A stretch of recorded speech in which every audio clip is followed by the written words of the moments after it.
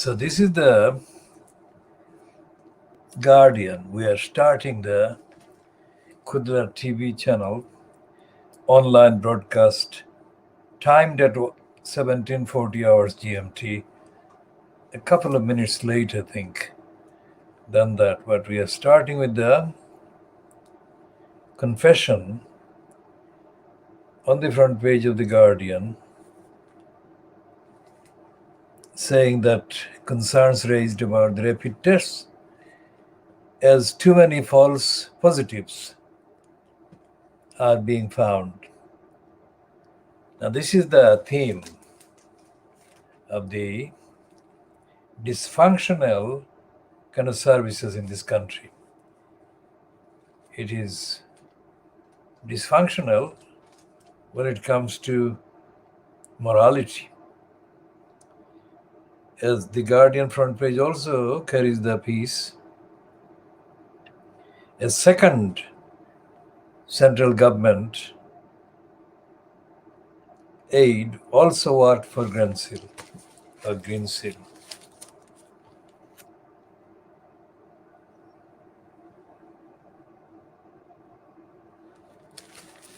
Now we looked at the contents of the coverage of what Eric the Pickles said yesterday. And the attitude of the Daily Mail, the Times, and the Scum, and the Boris Graph towards what Pickles said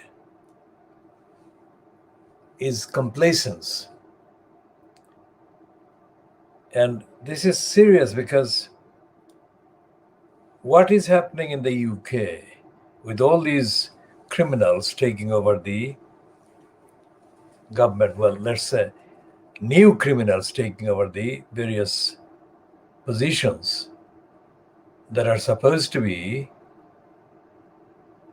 neutral positions for government or governance of the country. And there is no sign of any of these crimes being prosecuted, either in the conventional sense of being taken to criminal court or in any kind of mechanism being found to exist that rigorously conducts the de facto criminal inquiry into these crimes. So it's the imagery has to be shifted from the one that we used before in the last kind of few days, Banana Republic. The UK is worse than a banana republic. And this is the theme that we shall be developing, of course.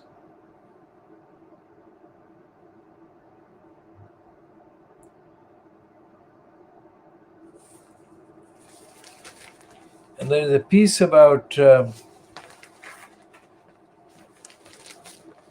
piece in the Guardian. This is called the Guardian's Journal.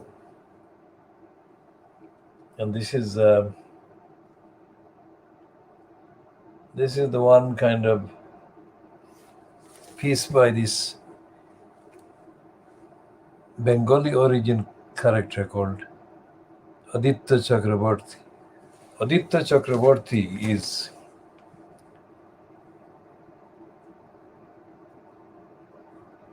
his headline is saying that the shoddy civil report falls apart under scrutiny. Remember what this movement is and what we are doing here.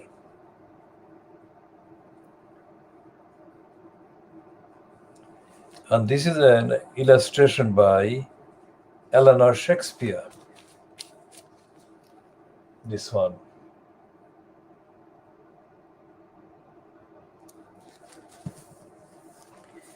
What we are saying here is that in 1981, the ramp faction that pretended to be involved in producing a radical weekly title called East End News from a base at the Victoria Park Square, which is just behind the church at the Bethnal Green Underground Station, on the same road where the Metropolitan Police's operations headquarters are based now. Operations for East London, that is. And the East End News was fronted by racists and who resented the fact that I was opposing racism in their behavior and their attitude and the coverage and their conversations. But they couldn't stop the evidence-based continuation of the analysis that I was presenting, both about the East End of London and also about the wider London, Greater London, and the rest of the UK. So what these racists did, remember what we're talking about? We're talking about the Sewell report. Now, I don't know whether this Aditya Chakravarti was alive in 1981, but that's what we're talking about. His piece about the shoddy Sewell report. And I'm going to give the absolute details update on Tony Sewell and how he got the platform to begin with. Now, Tony Sewell would be probably the same age as Aditya Chakravarti. But even if they are not the same age, they are not among the original kind of, if you like, names in this context. So let's move on to the role that the racists from the National Union of Journalists involved in 1981 in producing or pretending to produce an alternative to the then monopoly local newspaper, the East London Idiotizer. They thought that my opposition to their racist behavior and content could not be kind of stopped by them just opposing me. So they had to find a diversion, an ethnicity-linked ethnic stooge who looked black or who was definable as coming from either African or Asian background, and who could be used as the stooge to perpetuate the racist NUJs or the racist gang from the NUJ that included the then kind of fronter who had been General Secretary of the NUJ, person called Jake Eccleston. Now, Eccleston wasn't physically present at the Eastern News, but the next racist, Mike Jempson, was. And Jempson was the most poisonous racist liar that I have encountered in the crowd of the National Union of Journalists. So Jempson and his then South African, two South African women kind of friends, very strange. And this Communist Party racist called Zelda Curtis. These criminals confected a page that was supposedly about ethnicity. And there was somebody that they introduced who hadn't been involved from the beginning and not known as anything to do with, quote, publishing or journalism. And they introduced out of the blue a name called Val McCalla. And they gave him a page and they wrote the stuff and they put his name there. That's how it began. And then, based on that reference, they helped him to set up this Voice weekly newspaper with the help of the apartheid South African bank Barclays and others giving him all the money that was needed, hundreds of thousands of pounds in 1981.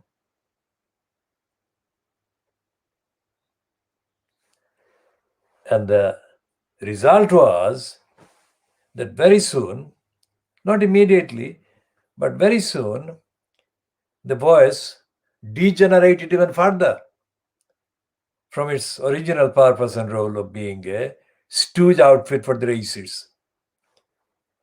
And they gave the main column space was given to the Tony Sewer. So count from 1981, so 40 years later, they produce him as the author of the nephew and niece Tom's report. Uncle Tom, we're just deriving from Uncle Tom, the nephew Tom and niece Tom reports, excusing the congenital liar Boris Johnson of his racism and painting him as if he is concerned about racism at all, that is, opposing racism at all. So that's the background. Exclusive, 40-year level exclusive. Remember? So when this Guardian today, 16th of April 2021, publishes this piece about Tony Sewer, we call him Sewer, report, the shoddy Sewer report, falls apart under scrutiny. I mean, we have been scrutinizing him before he was born. That's the history. Well, let's have a taste of this introduction. Plenty has been said about the politics of the government's latest report on race. Barely any attention has been paid by most of the media to its actual evidence, even from supporters delighted that it has some. This report does have facts. Could rot little in the sun, with the same sunny pleasure that a toddler might take from a book having words. Now, saying coo about a man is not really kind of compatible with the style, but never mind. Rod Liddell is a racist thinker. So the next paragraph in this Aditya Chakraborty bylined piece says, yet the nature of those facts has barely been scrutinized by journalists.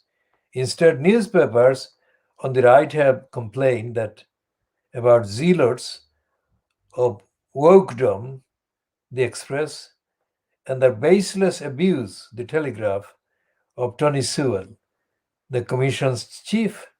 As Mehta Saeed wrote in the Sunday Times, shouldn't this be on the evidence rather than the person who assembled it? Shouldn't we play the ball rather than the man? Fair enough. Although he doesn't bother examining the evidence either.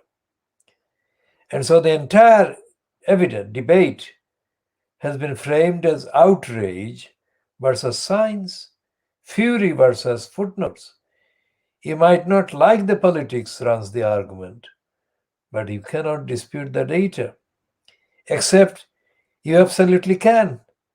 After reading the report and speaking to a range of experts on the subjects it covers, the most striking thing about that much vaunted evidence is how shaky it is, littered with mistakes and outright mangling of sources, alongside the kind of selective quoting normally seen on hoardings outside West End shows.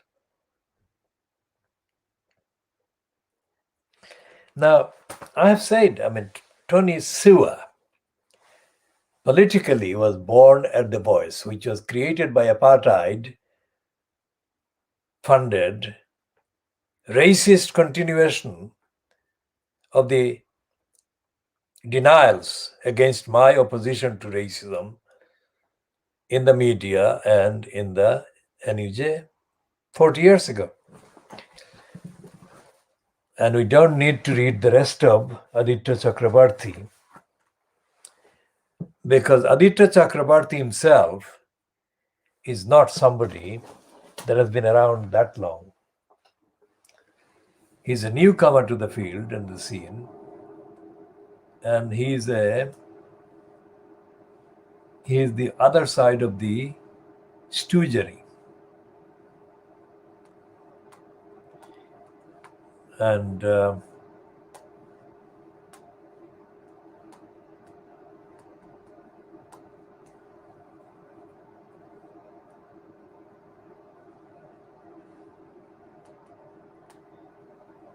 I'm checking some facts about him.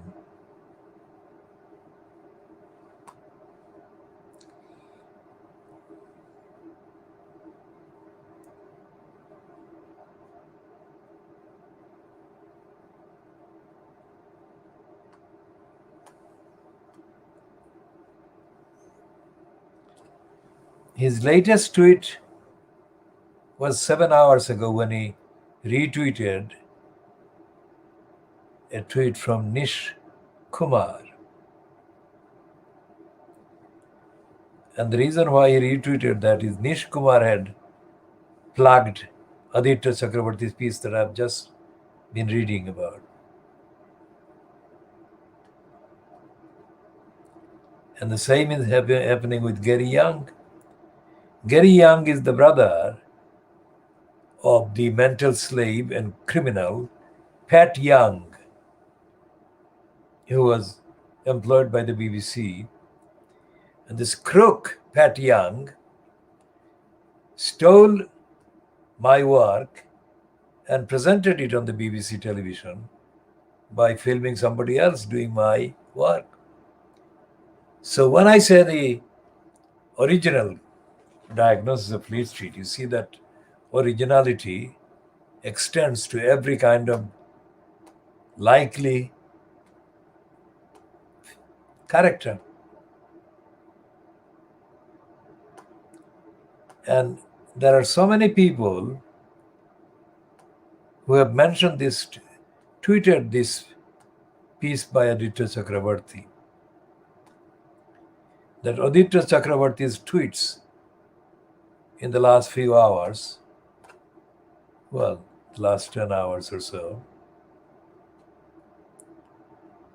are dominated by this article that he has written,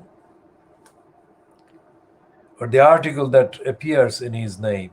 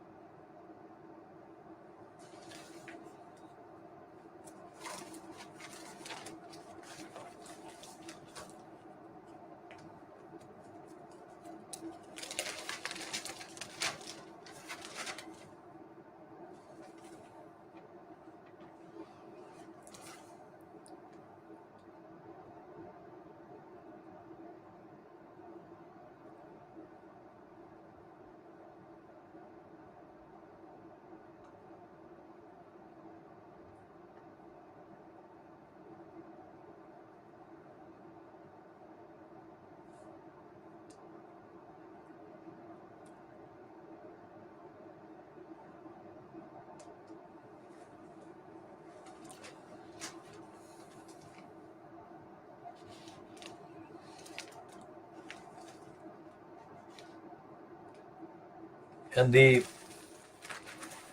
piece that is celebrated by Gary Young in an opportunistic tweet as forensic is really not forensic at all, because it's the in crowd that Aditya Chakraborty is addressing.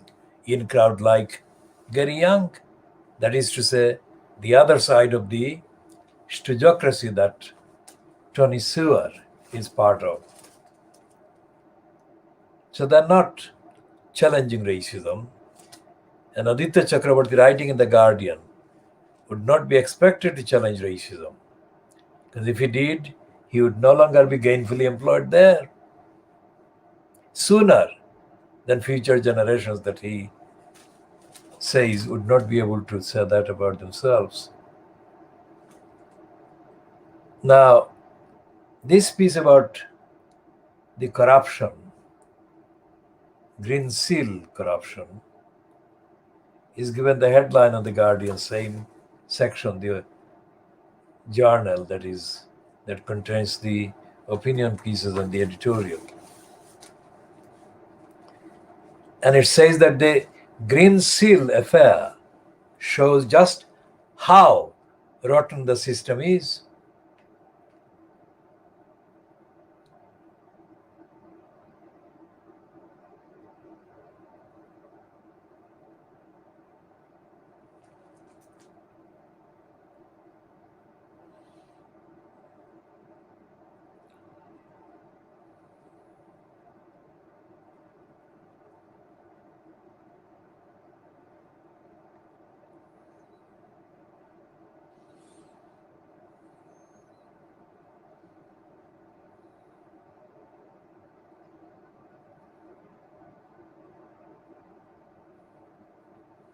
And it's a circular argument, this one by Richard Brooks.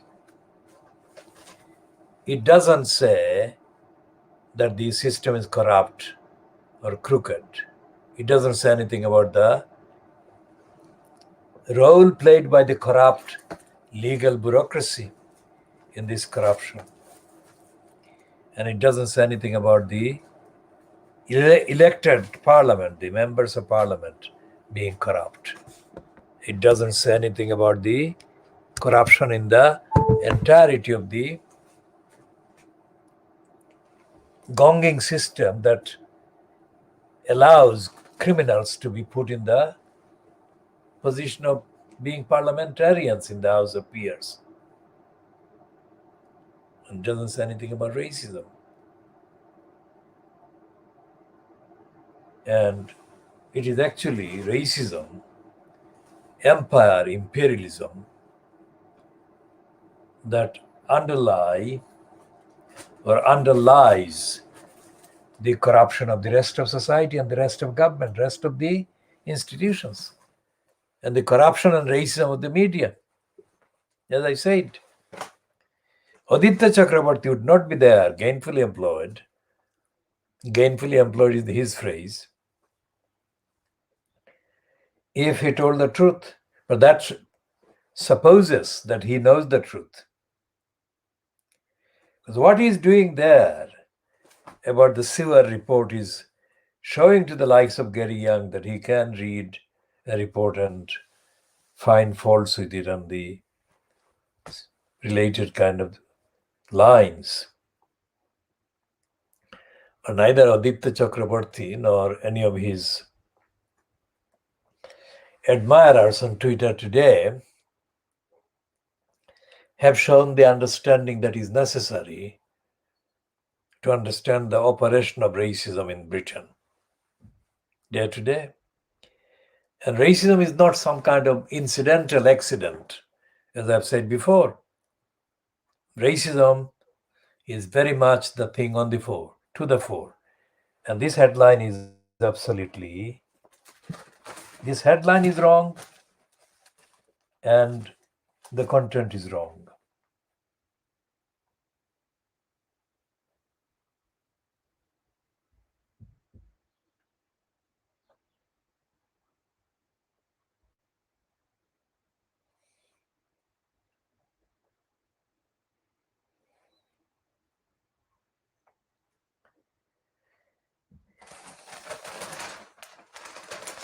because Aditya Chakrabarti kind of comes across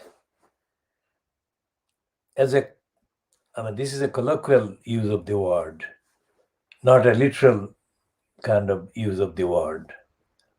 So he comes across as a cocky, kind of ethnicity backgrounded, cocky, kind of combatant in a mainly white dominated Fleet Street.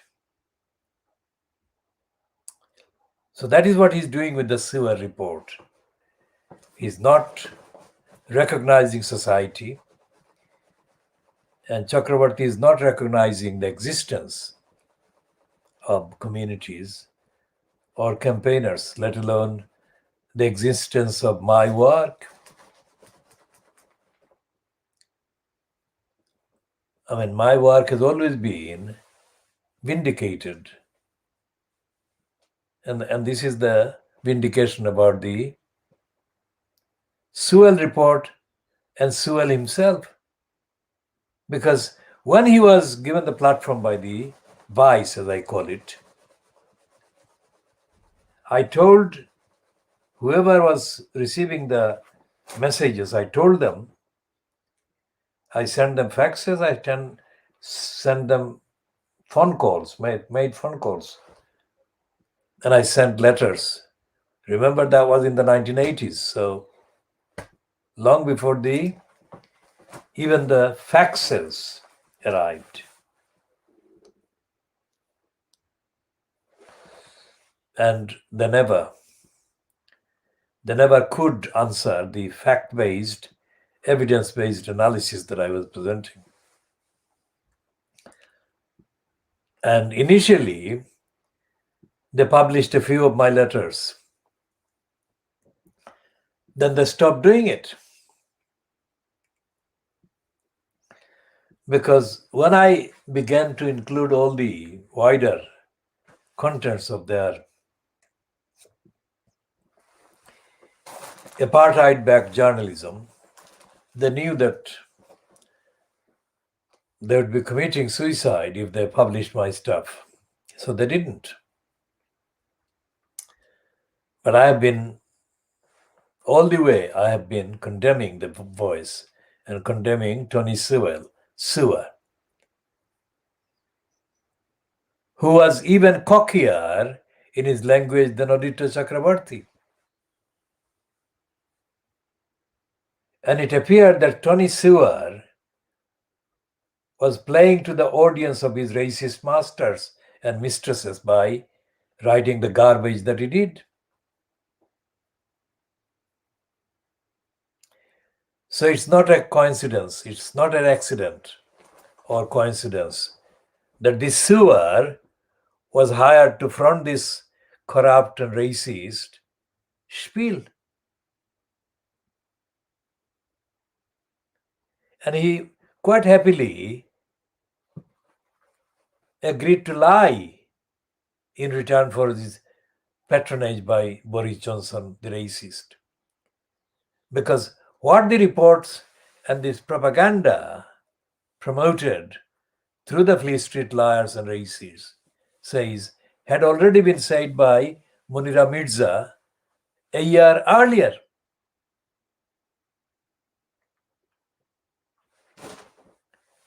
And I don't think that Aditya Chakrabarti is addressing that.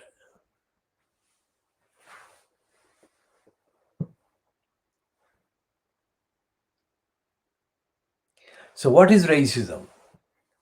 All these institutional kind of denials of the existence of racism shows that there is racism. Why else would they deny something if it isn't kind of actively present in every part of life in society?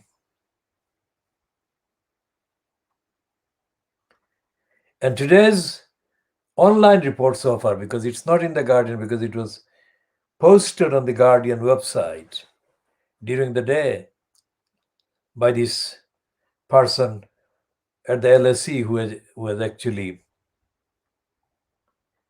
looked at the report, and but her report in the Guardian today is about the COVID-19.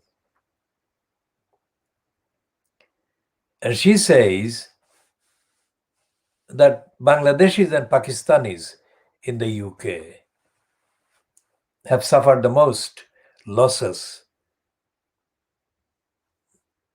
due to the COVID-19. And she asks, why has that happened? Now, I could have said to her that it's because of racism, aggravated by anti-Muslim racism. Look at the maps. Look at the map of the subcontinent, and you see the distance between Bangladesh and Pakistan geographically. As the BBC kept pointing out during 1971, West Pakistan was more than 1,000 miles apart from East Pakistan. So there was no geographical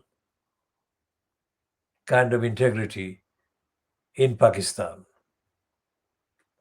And there is no ethnic similarity either. And as Ayub Khan pointed out, in the original of his quote book called Friends Not Masters, the people of what is now Pakistan, according to Ayub Khan, were very different from the people of what is now Bangladesh. Then it was East Pakistan. And in terms of ethnicity, etc., and class, and even physical kind of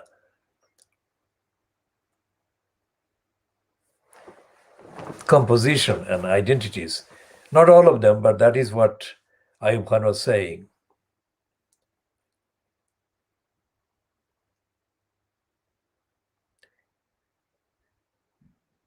And yet, despite all these differences that the BBC pointed out in 1971, in 2020, and now continuing in 2021, the discrimination dealt to the and against the Bangladeshis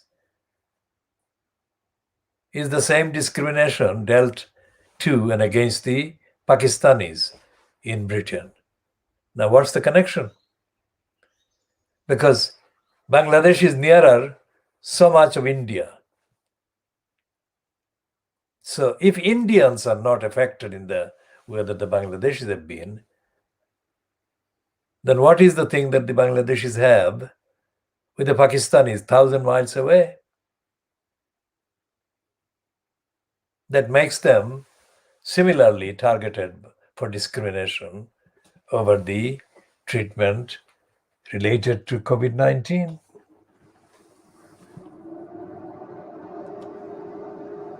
And there is no physical, ethnic reason whatsoever.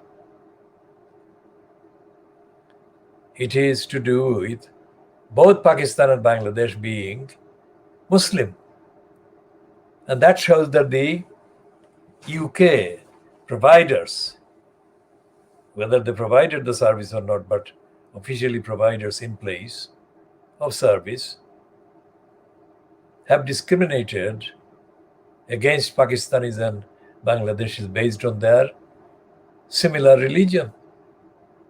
And it was the discrimination based on the agenda based on hostility against Muslims.